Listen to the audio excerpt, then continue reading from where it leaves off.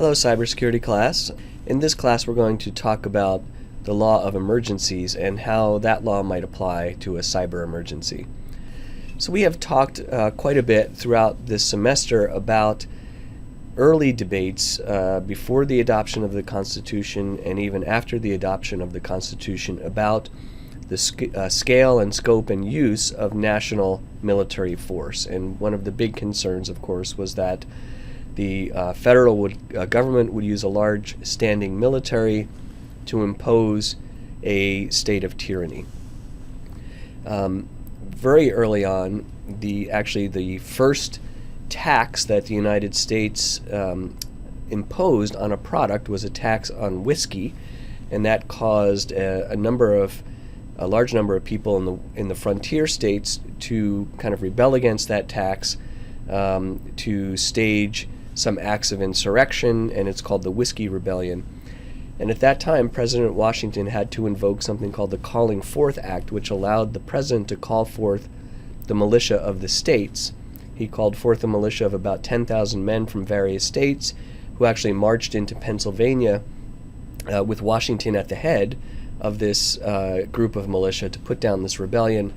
There weren't actually any shots fired. The rebels packed up and went away before this force came, but it illustrated this difficult question of the federal government intervening in issues of the states.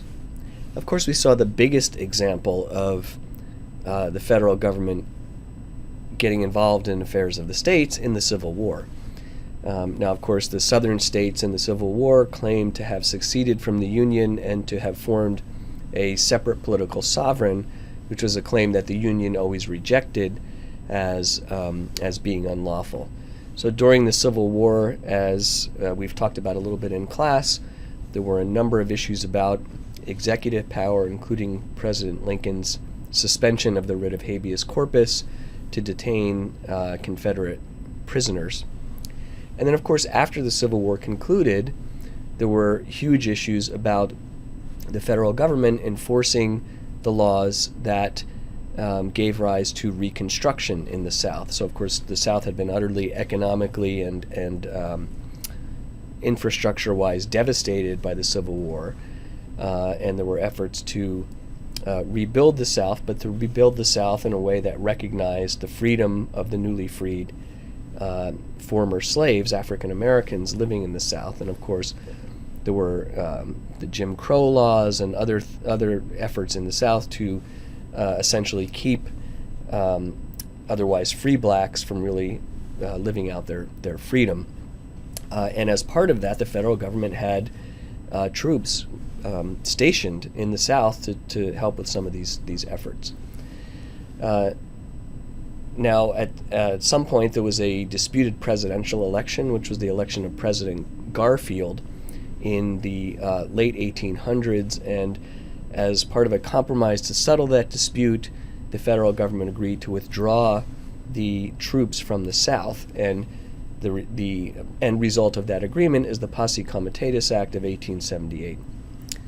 So the Posse Comitatus Act is a statute that forbids the use of federal troops in the states except under certain conditions. So it reflects a strong view that the federal government should not deploy military troops into issues that otherwise would be considered the police powers of the states.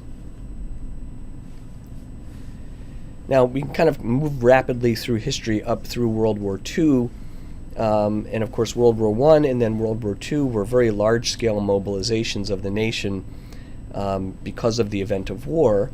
And after World War II, Congress significantly reorganized the military and significantly reorganized the national intelligence services through the National Security Act of 1947. Now we kind of move up from World War II into the Cold War, and at the start of the Cold War, the Korean War. And the beginnings of the Korean War provide the backdrop for the Youngstown sheet and tube case.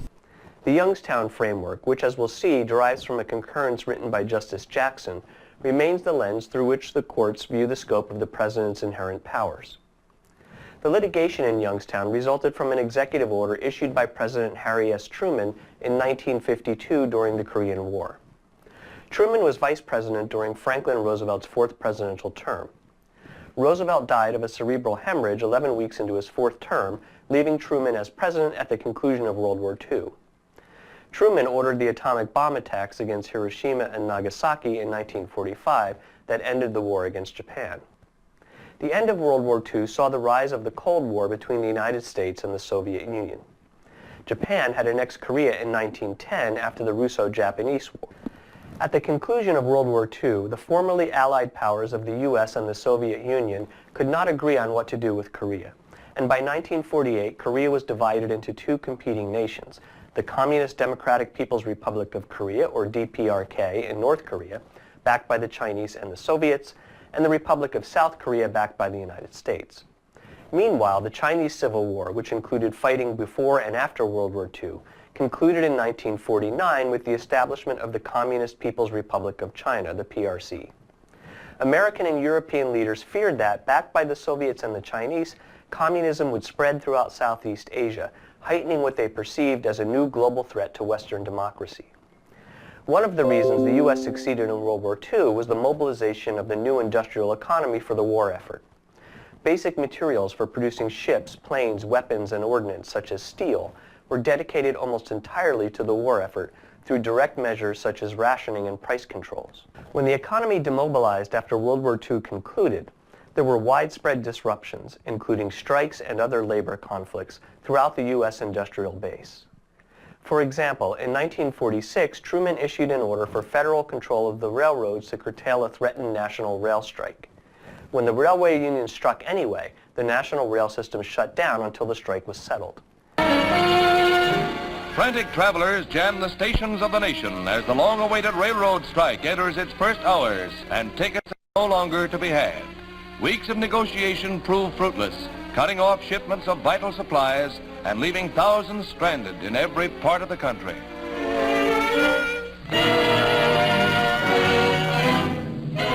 In Washington, storm center of the labor controversy, Colonel Monroe Johnson, Defense Transportation Chief, takes over the railroads with his group of assistants. While at the White House, A.F. Whitney and Alvin Lee Johnston arrive for last-minute negotiations with the president's mediators. Railroad management representatives also seek to avert the strike, which costs the nation's carriers $25 million daily in lost revenue. The wheels of the country's railroads grind slowly to a halt as 250,000 trainmen and engineers walk off the job. The nation's main arteries of transportation are cut, and America's march toward reconversion suffers another crippling setback. The coal and steel industries likewise experienced massive labor unrest. In 1947, Congress passed the Taft-Hartley Act, an anti-labor measure. Although Truman had difficult relationships with the unions, he vetoed the Taft-Hartley Act, but Congress passed it into law over his veto. The Taft-Hartley Act stated that if the president finds a strike or impending work stoppage threatens national health and safety, the president may 1. Obtain a report from a board of inquiry, 2. Use that report as a basis for a federal court action seeking to enjoin the strike, 3. In that action, the court may issue an injunction lasting 80 days during which the parties must submit to mediation, and 4. Take further legal action if the mediation fails. The DPRK invaded South Korea on June 25, 1950. The United Nations Security Council sent security forces to South Korea to help repel the invasion, which were almost entirely provisioned by the United States. The result was an undeclared war in which U.S. military forces fought against Chinese-backed DPRK forces. Truman wanted to ensure the availability of materiel such as steel in the event the conflict continued to ramp up. Instead of direct price controls, he created a wage stabilization board to limit worker wage increases in key industries, with the rationale that keeping wages down ultimately would keep prices down. The United Steelworkers of America union saw this as a ruse designed to hurt the unions and threatened a national steelworkers strike. Let's pause to notice a few things here. It was a time of economic instability. The economic instability was seriously affecting industrial labor workers, and there was a growing military crisis. These are the kinds of circumstances that require some kind of executive action, and the kind of executive action that results often leads to serious constitutional questions about executive power. Truman had at least two statutory options available to him. He could have invoked the Taft-Hartley Act to initiate the process that could have led to a court injunction suspending the strike pending mediation. He also could have invoked Section 18 of the Selective Service Act of 1948, which created an expedited procurement process whenever the President, after consultation with and receiving advice from the National Security Resources Board, determines that it is in the best interest of national security for the government to obtain prompt delivery of any articles or materials, the procurement of which has been authorized by the Congress exclusively for the use of the armed forces of the United States. But Truman wanted to move more quickly than either of these procedures provided. He therefore chose to invoke his inherent executive powers and to issue an executive order not tied to any statutory framework. Executive Order 10340 stated that the Secretary of Commerce is hereby authorized and directed to take possession of all such of the plants, facilities, and other property of the companies named in the list attached hereto or any part thereof as he may deem necessary in the interest of national defense, and to operate or to arrange for the operation thereof, and to do all things necessary for or incidental to such operation. In other words, the federal government took over the steel mills. The steel companies immediately filed a lawsuit seeking an injunction against enforcement of Executive Order 10340. A motion for a temporary restraining order was heard the day after the executive order was issued. That motion was denied, but shortly thereafter, the trial court issued a preliminary injunction against the executive order. On an emergency motion, the Court of Appeals for the D.C. Circuit stayed the preliminary injunction pending review of a certiorari petition by the Supreme Court. This brought the union and the steel companies to the negotiating table, but the Supreme Court quickly granted the petition for certiorari and issued a stay of the Court of Appeals' order, which meant the steel mills would remain under government control pending Supreme Court review. Settlement talks then fell apart, and in another extraordinary move, the Supreme Court set oral argument for only 9 days after certiorari was granted. All of this background is to illustrate that this case was viewed at the time as a significant constitutional crisis. The court ultimately ruled by a 6-3 margin that President Truman's steel seizure order exceeded his executive authority. There were 5 concurring opinions, so there's no clear rule for the holding. Justice Jackson's opinion, however, has been taken up in later cases as a standard guide for reviewing assertions of inherent executive authority. Let's start by looking at Justice Black's opinion for the majority. Justice Black took a very narrow view of inherent executive power. He stated that the President's power, if any, to issue the order must stem either from an act of Congress or from the Constitution itself. He nodded toward the idea that the executive's power as Commander-in-Chief of the armed forces might also impact the civilian sphere, but argued that this must stop short of the ultimate power as such to take possession of private property in order to keep labor disputes from stopping production. Further, Justice Black argued the founders of this nation entrusted the lawmaking power to the Congress alone in both good and bad times. In his concurring opinion, Justice Frankfurter argued that Justice Black's understanding was overly formalistic and ignored the lessons of history. Justice Frankfurter suggested that if there were evidence of a systematic, unbroken executive practice long pursued to the knowledge of Congress and never before questioned, the court should ordinarily uphold that practice as a valid exercise of inherent executive powers. In the particular case of seizing property during a labor dispute, however, Justice Frankfurter saw no such evidence and therefore agreed that President Truman's order went too far. This leads to Justice Jackson's famous concurrence, which in some ways marks a position between Justices Black and Frankfurter. Justice Jackson thought that the historical developments are particularly important when assessing inherent executive powers. Just what our forefathers did envision, or would have envisioned had they foreseen modern conditions, Justice Jackson suggested, must be divined from materials almost as enigmatic as the dreams Joseph was called upon to interpret for Pharaoh. For Justice Jackson, this meant that presidential powers are not fixed but fluctuate, depending upon their disjunction or conjunction with those of Congress. With these background principles, Justice Jackson suggested 3 zones of executive power. First, when the President acts pursuant to an express or implied authorization of Congress, his authority is at its maximum. Within this zone, if the President's action is held unconstitutional, it is because the federal government as a whole lacks power. Second is a zone of twilight when the president acts in absence of either a congressional grant or denial of authority. Here, the validity of the president's action depends on the imperatives of events and contemporary imponderables rather than on abstract theories of law. Third is a zone in which the president's power is at its lowest ebb, when the president takes measures incompatible with the express or implied will of Congress. Here, the president must rely on his own constitutional powers minus any constitutional powers of Congress over the matter. Justice Jackson placed President Truman's steel seizure order into the third zone. In developing and applying this framework, Justice Jackson rejected the government's argument that the president's actions were justified by a general emergency or war power. The formula necessity knows no law, he said, was dangerous, and the president's ability to influence Congress through the bully pulpit of the office and through his or her role as head of one of the parties in a two-party system ordinarily should suffice as leverage.